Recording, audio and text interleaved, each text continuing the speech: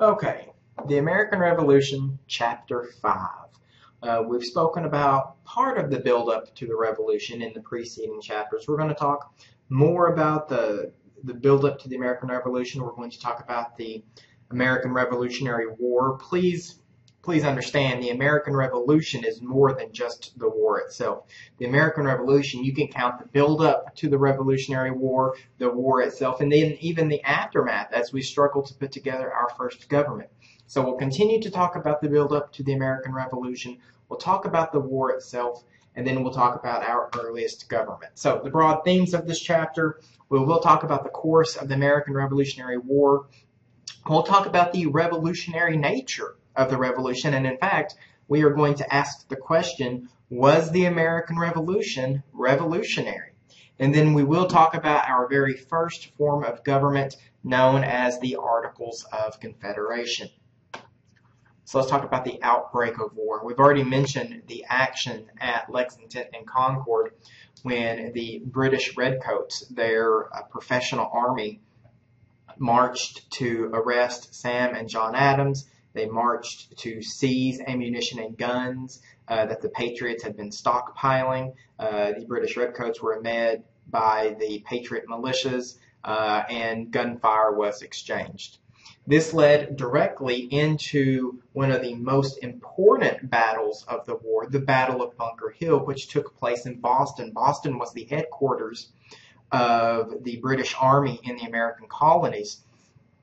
And rather stealthily, secretly, the American Patriots secured two hills. The battle, Bunker Hill itself, which actually didn't play that big a role. Most of the action took place on nearby Breed's Hill. And anyway, when the British realized that the colonists had fortified these two hills, they launched an attack.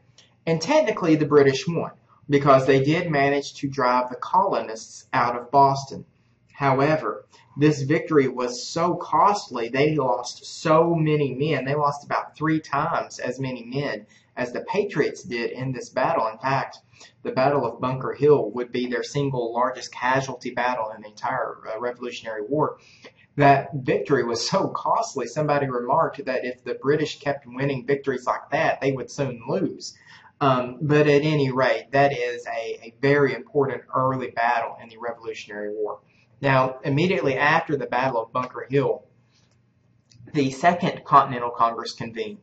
Now, remember, we've already spoken about the First Continental Congress, and one of the major changes that the First Continental Congress brought was that it was a permanently meeting body.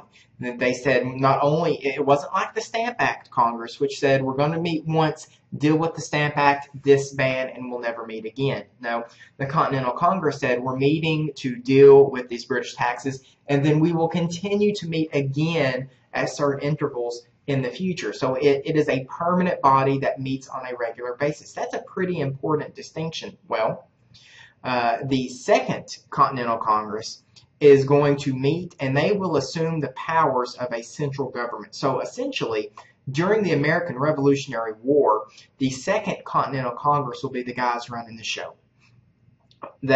It's not a formal government yet, but they will assume the powers of a central government. So they will be the ones collecting taxes. They will be the ones raising and paying the army, things of that nature. So the Second Continental Congress will assume the powers of a central government. However, even at this point, even after blood had been shed, even after the Second Continental Congress had met and assumed these new powers, it is still not a certain thing that America will fight for its independence. You have to understand, many colonists still regard themselves as British subjects. They had been British subjects their entire lives. They still regarded themselves as loyal, and they don't want to leave the empire. In fact, one of the actions of the Second Continental Congress was to send what was known as the Olive Branch Petition. An olive branch is a symbol of peace. It was a last-ditch effort by the Second Continental Congress to say, look, we regard ourselves as loyal citizens. We want to remain part of the British Empire, but you have to work with us on this representation issue.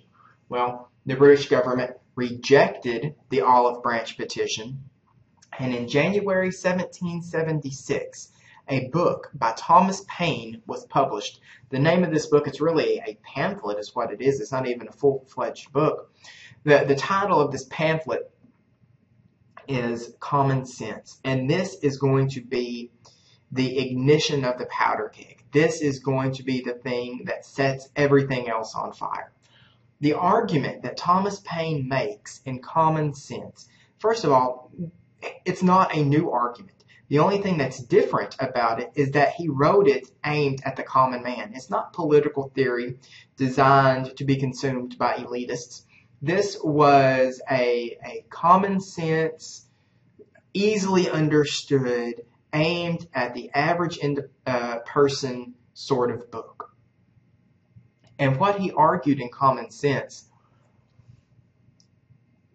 the argument is the British system is corrupt. We could fight for changes. We could fight for reform.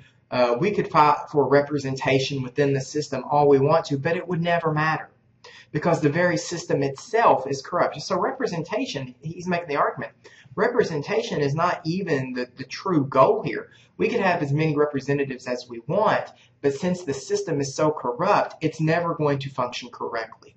And when people begin to realize that and they begin to buy into that argument, that is when the true independence movement began. So it's not even until the early months of 1776 that this true independence movement sort of sweeps through the colony.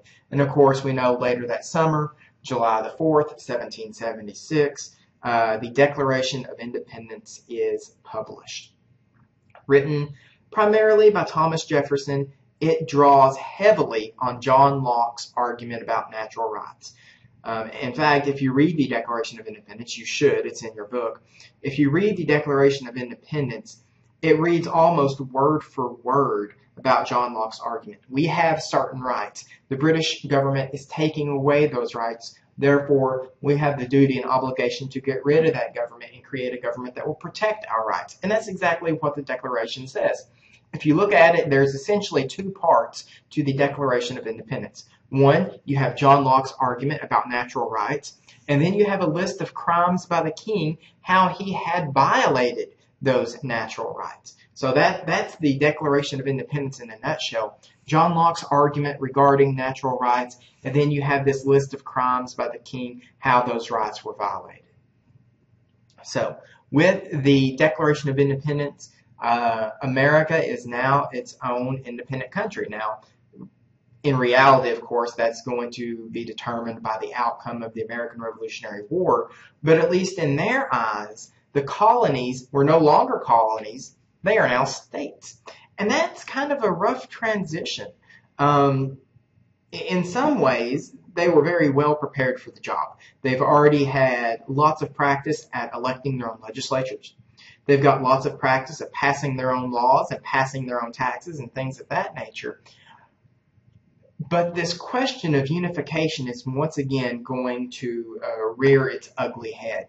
Because there's a very real question, would the United States of America have a quote-unquote real national government, or would the colonies continue to be independent? Remember, even at this juncture, the colonies are not crazy about working with each other. And again, look at the name of our country, the United States of America. The United States. That implies it's a group of independent states who have decided to work together. And we will see that the first national government we do have, that's the shape of it. It's not a unified whole. It is very much 13 independent little mini countries who work together on certain topics. That's really the form and function of the first American government. We'll talk more about that a little bit later. But okay, there's this very real question, will we have a real national government? But before we get to answering that question, all right, we've got to win the war. The American Revolutionary War has 3 phases to it, 3 broad periods of time you can break the war up into. The first phase, the British are really unsure. Are these small-scale rebellions? Are these independent movements? Or are we fighting an actual war? They don't know the extent to this independence movement. If it's just a few isolated incidents, that's not really a war. That's not really a rebellion. But by the Battle of Bunker Hill, they realized, yes, this is going to be an actual war. It's not little pockets of resistance, little pockets of rebellion spread across the colonies. This is going to be an actual war between the colonies and the government of Great Britain. Now, the second phase of a war that does begin after the Battle of Bunker Hill, this is a traditional war. This is the sort of war that the British should have won easily. If you compare the British and the colonists on paper, the British have the advantage in almost every single category. They have the world's best navy. They have a strong army that has seen battle overseas. They have the financial resources of a worldwide empire. On paper, the British should have crushed the Patriots. Really, the only advantage that the Patriots have is that they're fighting on their home turf. And as I say, in the beginning, the British do win easily. They hang on to Boston. They capture New York and Long Island, Manhattan. They roll through the Patriots. These new states, they are struggling. Number one, they're struggling to put an army in the field. They're struggling to coordinate their actions because not only do we have the Army of the United States, each individual colony, now states, each individual state has their own militia. So they have to coordinate the actions between all these different groups of men. They have to find money to pay them. They have to find men willing to fight.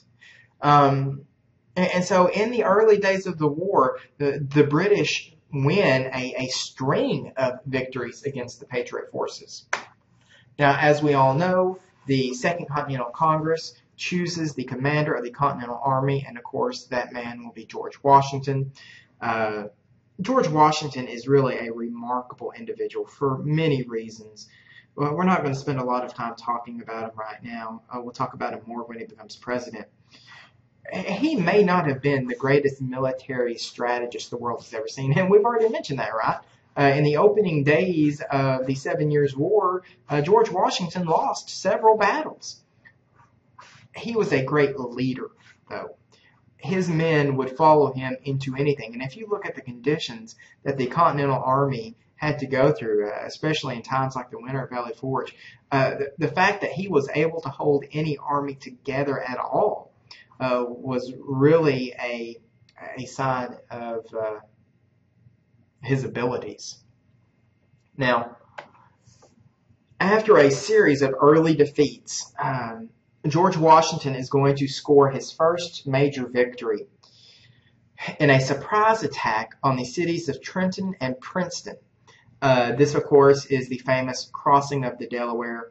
During this time, armies simply didn't fight during the winter. It was too hard to move men around, too hard to find food. So the campaigning was done during the spring and summer. And then by the fall, that was winding down, and essentially the armies took the winters off to rebuild and heal up and things of this nature. So this surprise attack on Christmas Day really came completely out of the blue. Now, he attacks the cities of Trenton and Princeton. He manages to defeat the British. But even then, George Washington was unable to hold on to the cities. So he attacks the cities, he defeats the British, and then he immediately retreats. And that doesn't sound like too much of a victory, but it's a symbolic victory. For the first time in the war, it shows the American troops that they can stand toe-to-toe against the British and win. And that was what was important. The fact that they could actually take the fight to the British and win an important victory, even if they did have to retreat immediately afterwards, even if they did have to immediately run away. It showed the Patriots that they could beat the British, and that was the important symbolic victory. The turning point of the war is going to come in 1777 with the Battle of Saratoga. The Battle of Saratoga is going to be critical to the Patriot cause because it will begin the third phase of the war, and that is the phase marked by foreign aid. The American Patriots don't have a lot of men. They don't have many guns. They don't have enough uniforms or enough food or enough bullets. They don't have enough money. So the Patriots know, even from day one, they know right off the bat, if they are going to win this war, they're going to have help. And their biggest chance of help is going to come from the French. The French hate the British. They've hated each other for centuries. And France would love to see the British Empire dissolve. They would love to see the British Empire lose the American colonies. But here's the deal. The French don't want to throw their support against for a lost cause. They don't want to give the American colonists a bunch of aid and then have the colonists end up losing the war. So the deal the French made was this. They told the colonists, we want to help you. And in fact, they did give help. They secretly gave us food. They secretly gave us military advice. But they said, if you want us to come out and openly support your cause, you're going to have to prove that you can win this war on your own, which was kind of ironic, right? If we could win that war on our own, we wouldn't need their help in the first place. But that was their conditions. We had to prove to the French we could win this war on our own before they could help us. Well, that is what the Battle of Saratoga did. The Battle of Saratoga convinced the French that we were in this for real. It was a huge victory for the Patriots. It convinced the French that we could win this war on our own, and so France enters the war. And that turns the American Revolutionary War really into a global war because they are going to launch attacks against England in Europe. Not only do they send troops and food and military help to the American colonies, they're going to distract England over in Europe. So this is a huge relief to the American colonists now that this powerhouse of France has entered in on their side. As a result of all these things, the British decide to change their strategy. They're going to focus, they had been focusing mostly on New England. Now they're going to focus on the South. The South is actually where the greatest number of British loyalists live. And so the British think that if they can get to the South, if they can secure the support of these loyalists known as Tories, that would help them out. Well, the commander in the South, Cornwallis, runs into problems. He runs into guerrilla warfare. The Patriots are smart. They know that they can't go toe-to-toe against the British in a traditional type of battle. And you've all seen it in the movies, right? Two armies march out to a big field. They line up against one another, and they just start shooting. The Patriots know they will lose that kind of battle. So they resort to guerrilla warfare, hit and fade attacks. They launch an attack, and then they run away. They shoot at the British from swamps or from the forest. They attack as much as they can without getting caught in a toe-to-toe battle. Well, eventually what ends up happening is that Lord Cornwallis is surrounded at Yorktown. He's surrounded by Washington's land army on one side. Yorktown is on the coast, and the French Navy cut him off from the British on the water, and so Lord Cornwallis has to surrender. And since he is the commander of the largest British army in the American colonies, that is essentially the war. When Cornwallis surrenders, in reality, the war is over. But you still have to sign the peace treaty. And it gets to the point where even the people in Great Britain are no longer supporting the war. It gets to the point, and this is the case in every war, right? Too many people have died. It's costing too much money. They've been fighting this war for, at this point, years. They want out. So the Americans want the war to end. The British want the war to end. The problem is with France and Spain. When France entered the war, the Americans made the agreement that they would not sign a peace treaty unless France okayed it, unless France signed off on it. Well, France is not going to sign off on it unless Spain signs off on it. And Spain is making these incredibly unreasonable demands on the British, things that the British are never going to agree to. And so the Americans are growing frustrated with the French and the Spanish because we can't sign a peace treaty unless they agree on it. And they're putting out these ridiculous peace treaties that nobody's ever going to agree to. Well, eventually we do. The Treaty of Paris of 1783 is going to formally end the American Revolutionary War. Great Britain agrees to withdraw its troops from the American colonies, however, not from British Canada. We ask Canada if they want to join in the revolution. They turn us down, so Canada remains under the control of the British, and that will lead to another war roughly 30 years from now. Okay, fine. The British withdraw from America, but not Canada, and the British agree to recognize American independence, which doesn't really happen for a number of years either. But anyway, the war is over, and at least on paper, the Americans have gained their independence. Now let's talk about the effect of this war on society. And I am asking the question, was the American Revolution revolutionary? What is a revolution? The definition of revolution is dramatic, sweeping change. So does the American Revolution cause dramatic, sweeping change in the colonies? Some people have made the argument that yes, because previously the British loyalists occupied the highest places in society. They were the wealthiest, they were the most politically powerful, that the British loyalists, otherwise known as Tories, they occupied the top rung of the ladder. If you think of society as a ladder, those on the bottom, those in the middle, and those on top, the Tories were on top. And during the American Revolution, the Tories were removed from power, and so that created a vacuum where everybody takes a step up. You take the Tories out and everybody moves one step up. I don't know. I think you can make that argument, but if you look at it, the number of Tories, they are a relatively small section of the population. And so I don't think you can claim that removing the Tories from positions of power is going to cause widespread social revolution. It's not like you are replacing a huge chunk of the population with another huge chunk of the population.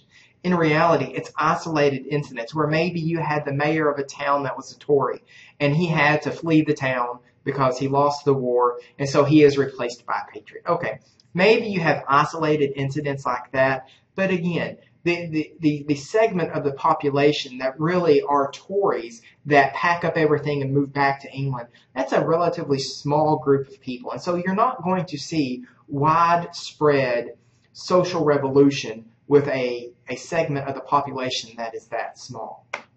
What about slaves? Slavery is widespread, not just in the American South, but throughout all the American colonies by this point in America's history. And it's true that the British, as they moved through areas, they released slaves. The British had a deal where if any slave ran away from his master and joined the British Army, he would gain his freedom. And thousands of slaves managed to do this. But in the end, slavery existed before the Revolution, and as we know, slavery existed after the Revolution. So I don't know if you can truly say that the Revolution was revolutionary for slavery because it didn't change a whole lot in the long term. It's kind of the same deal with Native Americans. The British wanted the Native Americans on their side, and so they promised certain concessions to Native Americans that were willing to ally themselves with the British. But the British lost, and so they couldn't make good on those promises, so the Native Americans were treated harshly before the Revolution, and as we will talk about, not in this class, but if you take U.S. history too, they were treated even more harshly moving into the 1860s, 70s, and 80s. So things were bad for the Native Americans before the war, and they were bad for Native Americans after the war. Women. It's one of the truisms of war, and you see this in pretty much every major war in the United States. When the men go off to fight the war, those positions of power are filled by women. Either they are now running the family, or they're running the family business, or they're working more in public because those jobs were vacated by the men. Whatever the fact is, wars present women with an opportunity to take 2 steps forward. But after the war's over, we know that the men come back and they want their power back. So it's kind of a 2 steps forward but 1 step back sort of deal. And it's kind of funny. When Thomas Jefferson writes the words, all men are created equal, it does not appear that he includes women in that, right? Because, and we'll talk about this a little bit later, in the original American government, women don't occupy positions of power.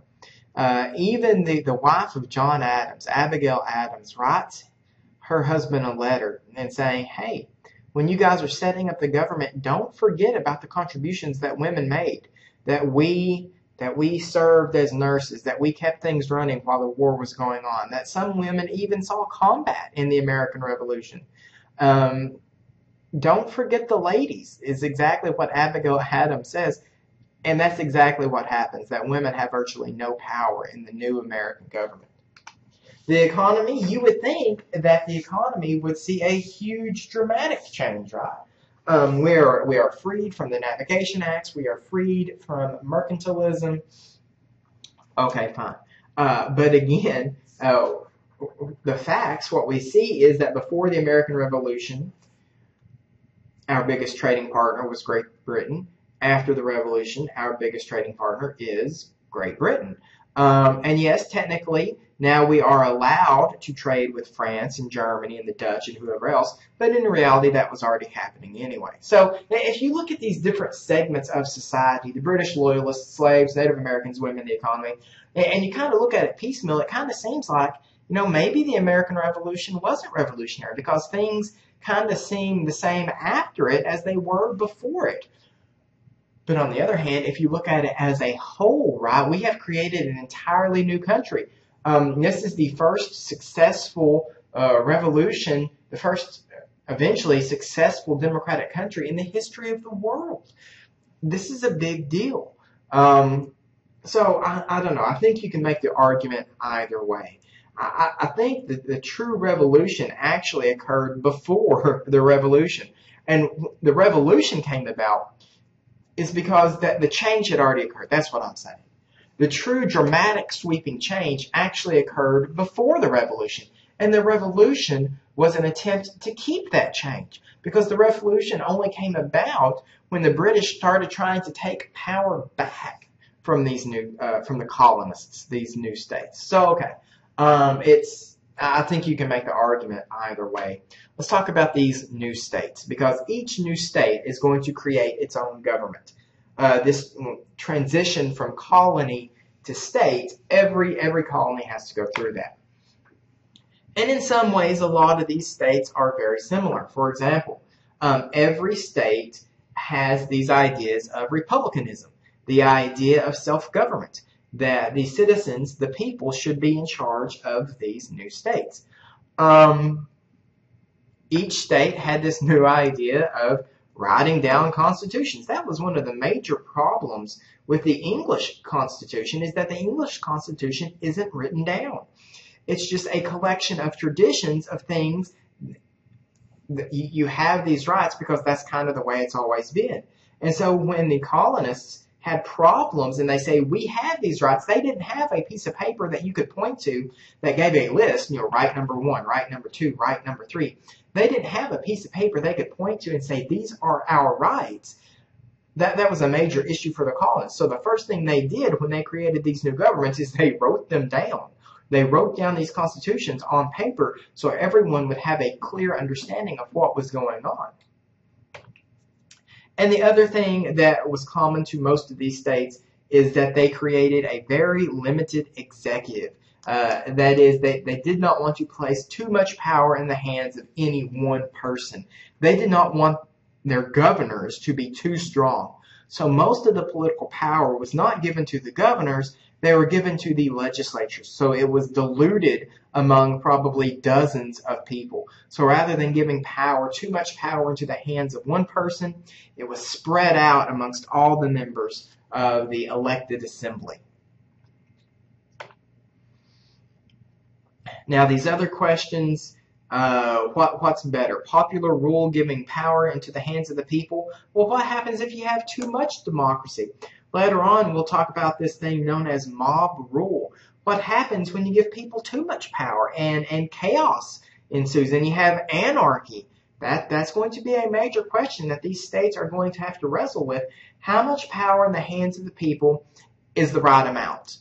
Is popular rule where the people have all the power? Is that a good idea? Or is that too much democracy? Are you allowing them too much freedom? These questions on religion and slavery, those are going to be very big questions that are not answered, essentially. We've spoken about the essential, it was essentially a theocracy in New England where if you did not go to church, you could get in trouble with the government. That's a pretty big deal. And we will see most of these states are going to establish freedom of religion. And of course, later on, that will be enshrined as one of the basic political rights for Americans. But these questions on religion, these questions on slavery, they will not be answered. And as we know, at least with the question of slavery, it is going to become a very big deal in just a few short decades. And of course, that's what will end up, one of the reasons we end up fighting the American Civil War.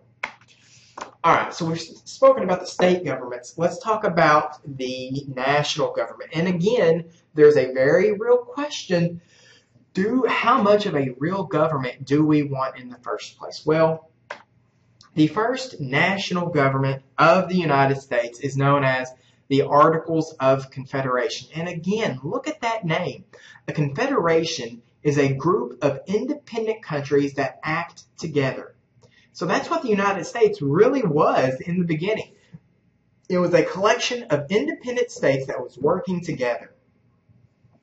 Just like they were afraid of giving too much power into the hands of one person, they were afraid of giving too much power to the national government. They did not want to replace a king in England with a king in the United States. So they have this balancing act. They need to have someone in charge. They need to have some sort of coordination. They have to show a united front to the Native Americans. They have to act with a united front to the rest of the world. But they still have this fear of placing too much power in the hands of the national government. And that was the problem with the English Empire, was that the national government had too much power and it ran all over its citizens. They did not want to do that exact same thing in the United States. So we will see that the only national authority under the Articles of Confederation is going to be Congress. Congress is the only true national authority. Today, we have three branches of government, right? We have the executive, the legislative, and the judicial. Well, under the Articles, they only have the legislative. Now, what could Congress do under the Articles of Confederation? They could conduct wars and foreign relations. They could appropriate and borrow money. What that means, they could spend money. Appropriation is spending. They could spend and borrow money. And they could regulate the value of the coinage of the United States. But Congress can't regulate trade. They can't draft troops, and they can't levy taxes. They can't force people to pay taxes. So the Congress of the Confederation is the only national authority, and it is incredibly weak. Incredibly weak. And so the national government is almost non-existent. It only has one small part, and that one small part is very, very weak. So again, when the Founding Fathers say, this is a balancing act, we don't want to give the government too much power, but we need to coordinate our efforts, they err on the side of not giving enough power. They purposely create a very weak national government because they're afraid of giving it too much power.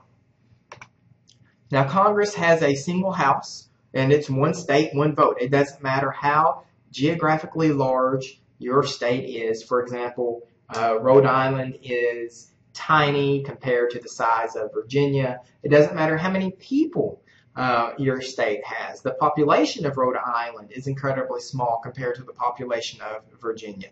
It's one state, one vote. In order to pass new laws, you had to have at least 9 votes. And in order to change the articles themselves, and this is important, in order to change anything about government, the size, the function of government, it has to be unanimous. And that's going to be virtually impossible to get. It is going to be virtually impossible to get these states who, once again, they don't necessarily like one another. It's going to be virtually impossible to get all of these states to sign off on something together. Okay. This is the first president of the United States. His name is John Hanson. Now, I know you're thinking George Washington was the first president. He will be the first president under the Constitution. The first president under the Articles of Confederation, his name is John Hanson. And the reason that nobody knows who he is because he does have no effect on history whatsoever. He has no real power, and it's largely a ceremonial position. So there's a virtually non-existent president, a really weak Congress, and no national court system. Even with all that said, it's still not easy to get everyone to sign off on the Articles of Confederation. These states do not like working with, I can't say it enough, these new states don't like working with one another, and they don't like the idea of giving a national government any authority over them whatsoever. Now, even though the Congress of the Confederation, even though the Articles of Confederation create a very weak national government, they do see some successes. For example, with the Northwest Ordinance. The Northwest Ordinance is a plan to how to settle all this new land that is currently uncolonized. You know, after the end of the 7 Years' War, the British Empire gains all this land, essentially all the land between the Mississippi River and the Atlantic Ocean, and there's a lot of questions that the British government didn't really answer, and now that the new United States, we've kind of inherited these questions. What's going to happen with all of this empty land? Are the original colonies just going to grow bigger? Are we going to allow these empty lands to become states eventually? And if they do become states, what's the standing? Will the original states hold most of the power, or will these new states be on equal footing? It raises a lot of questions.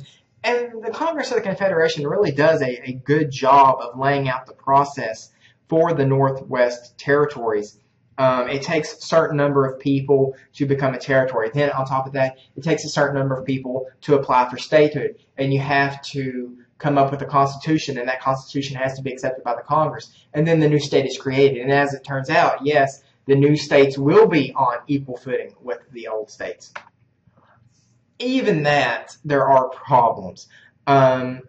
As more people flood west, and people do flood west after the Revolutionary War, as people move out west, there are more encounters with Native Americans, more problems on that front.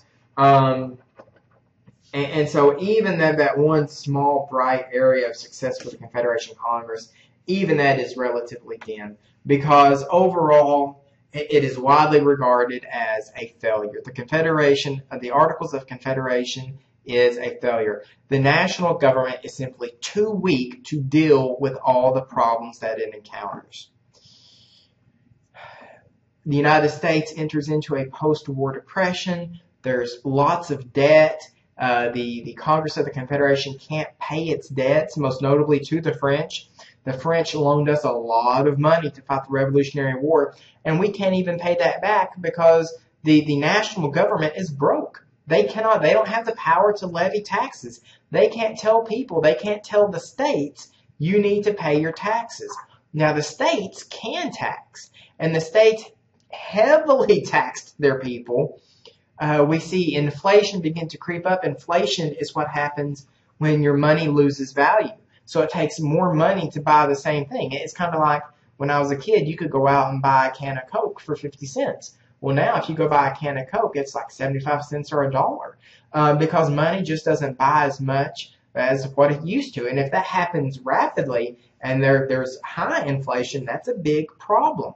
So by and large, the Confederation was a failure simply because it was too weak to deal with its problems. And eventually it gets to the point, less than a decade after the American Revolution, we see more revolutions, probably the most famous of which was Shays' Rebellion. Daniel Shays was a farmer who led a rebellion from 1786 until 1787. And the people that threw in with Daniel Shays are mostly small farmers. They're angry about the debt that they're expected to pay. They're angry about the state taxes that they're having to deal with. And so they march on Pennsylvania. And in fact, or was it Philadelphia? It doesn't matter. Daniel Shays leads a rebellion, and the national government can't even put it down because it doesn't have the troops or the money to pay the troops. Shays' rebellion is finally put down by a private militia hired by the states. And so this grand American experiment, we talk about all these wonderful things. All men are created equal, natural rights, self-government, life, liberty, the pursuit of happiness. We talk about all these wonderful things, but then when we put our money where our mouth is, when it comes time to put pen to paper and create a government that does all these wonderful things we've been talking about, we fail spectacularly. Less than a decade after the revolution, it looks like this grand American experiment is already coming to an end. It looks like the United States of America is going to collapse in on itself. And so probably more than anything, Shays' rebellion is going to be an eye-opener. It's going to tell people that if we want this American experiment to continue, we need a new constitution. The Articles of Confederation is not cutting it. It's simply not working.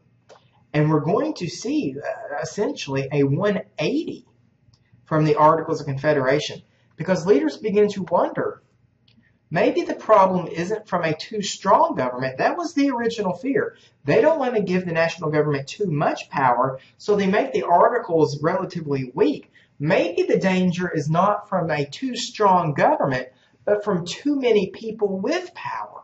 Maybe the true danger is from mob rule. And if the United States is going to succeed, maybe we have to take power away from the people. Maybe we actually have to put some distance between people and their government. And we're going to see that is going to be a defining characteristic of the Constitution, which we will talk about in coming chapters. But for now,